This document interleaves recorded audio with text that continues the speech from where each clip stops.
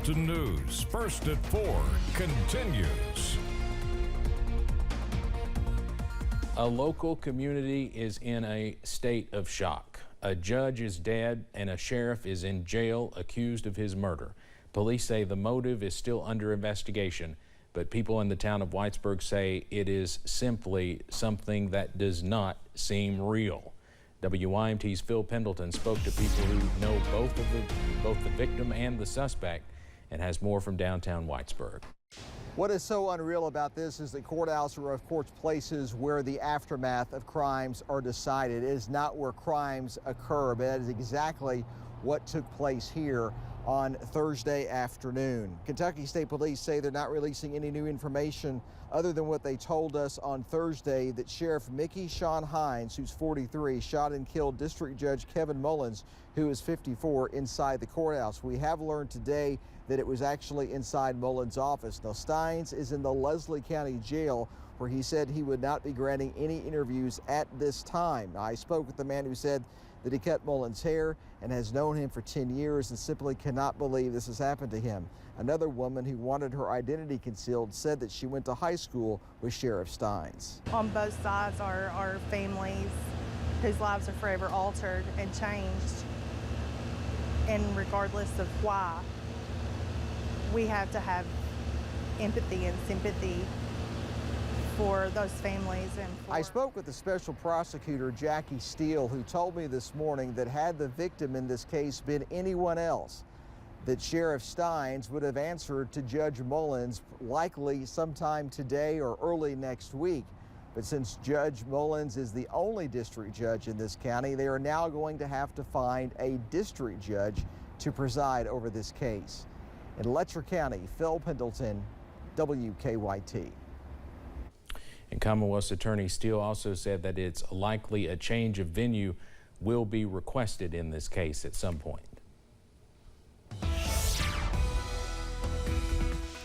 Wow, what a nice start to the weekend as we had temperatures in the mid to upper 80s, some places even in the low 90s. Look at Moorhead, 90 degrees, 90 in Irvin, 90 in Somerset. The warm spot right now, Monticello. Good afternoon to you folks in Monticello. 93 degrees is the current temperature.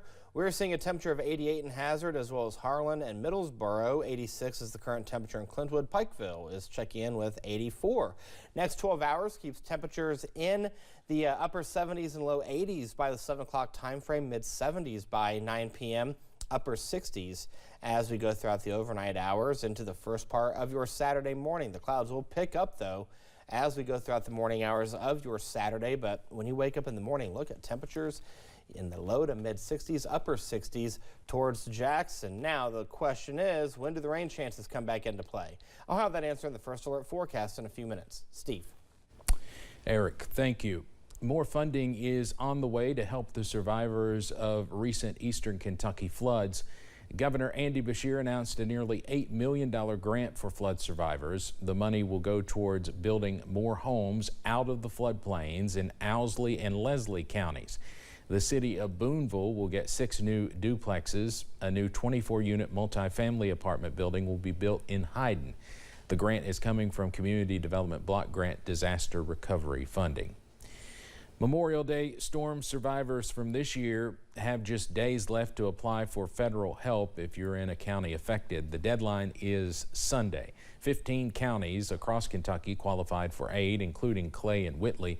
The money can go toward housing and repair costs. You can learn more at disasterassistance.gov. Governor Andy Beshear is calling on Representative Daniel Grossberg to resign. Grossberg has been in the spotlight for a couple of months now after a wide range of scathing allegations were made against him, including inappropriate behavior toward fellow staffers and legislators and an alleged shady business deal with a car dealer. This morning, the Lexington Herald Leader published a new story claiming that Grossberg was banned from a Louisville strip club for inappropriately touching exotic dancers and offering one of them $5,000 to have sex with him. In a quickly arranged news conference this morning, Governor Beshear said enough is enough. From an individual here at the Capitol that felt unsafe, to others at political events that have felt unsafe, to the article today. You cannot be a state representative and engage in this type of conduct, but no human being should make other people feel unsafe. Harassment is wrong in all of its forms. Lieutenant Governor Jacqueline Coleman, Congressman Morgan McGarvey, and the chair of the Louisville Democratic Party also released statements today calling for Grossberg's resignation.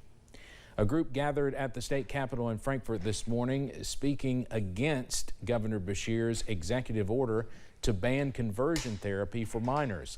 The Commonwealth Policy Center, a conservative political action committee, organized the news conference. Governor Beshear's order bans state and federal funding from being used for conversion therapy, which is trying to change a person's sexual orientation or gender identity. It also affects licenses for those found practicing conversion therapy. This group claims the order violates the First Amendment rights of biblical counselors and is an overstep of the governor's authority. Again, we can all agree that children should not be subjected to harmful techniques and shame-based approaches, but the executive order is an ill-conceived violation of the separation of powers, and it's constitutionally indefensible. They are calling on state lawmakers to take action against the executive order in next year's General Assembly. A new study shows Kentucky has some of the deadliest highways in the country. The Bluegrass State ranks second, only behind South Carolina. The study from Suzuki law offices showed Kentucky has around 12 accidents per billion vehicle miles. In 2022, the state recorded a total of 593 deadly accidents. Cane Run Road in Louisville is one of the most dangerous stretches. The other deadliest road is here in eastern Kentucky, Kentucky Route 11, which runs north to south across a big chunk of real estate. As hunting season gets started, state fish and wildlife leaders are asking for help tracking a disease found in deer. They are looking to learn more about chronic wasting disease. It's a deadly brain disease found in deer and other animals. Kentucky's first case was found last year in Ballard County in far western Kentucky. Officials are asking hunters to bring the heads of harvested deer to new sample collection sites to be studied. We're doing this statewide. Right? Just because there's not as much risk in one place as there is, down here doesn't mean we shouldn't be looking. We need to do our good statewide surveillance and make sure that if we do detect a disease that we're finding it early so we can do something about it. There are 50 collection sites across the state. You can find the locations on the Kentucky Department of Fish and Wildlife's website. Coming up on First at 4, it's football.